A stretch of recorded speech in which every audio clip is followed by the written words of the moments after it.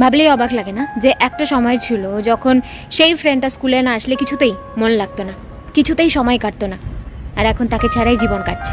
Best part কি বলতো? দুজন বেস্ট ফ্রেন্ড যারা একে অপরের জন্য loyal, same priority, same hugs, same love, same bonding, no jealousy. বন্ধু মানে পিওর লাভ, নো ভেজাল, যার ভালোবাসায় কোনো স্বার্থ নেই। বন্ধুত্ব মানে যার সাথে চরম দুঃখের দিনও প্রাণ খুলে হাসতে পেরেছি। বন্ধুত্ব মানে যার সাথে খারাপ সময় অতটাও খারাপ কাটেনি। বন্ধুত্ব হোক এমন যে নতুন কাউকে পেয়ে পুরনো বন্ধুকে ভুলে যাবে না। বন্ধুত্ব হোক এমন যে বলবে ভাই তুই টেনশন করিস না, আমি কিছু একটা জোগাড় করছি। বন্ধুত্ব হোক এমন যে বলবে তুই টিউশন না গেলে আমিও যাবো না, তুই কলেজ ট্রিপে যাবি না তাহলে আমিও যাবো না, আমি একা গিয়ে কি করবো। বন্ধুত্ব এমন ভাবে করো যে লোকে তোমায় একা দেখলে জিজ্ঞেস করবে যে আরেকজন কই, তোর পার্টনার কোথায়। আমার বেস্টি মানে শুধুমাত্র আমার বেস্টি, অন্য কারণ না।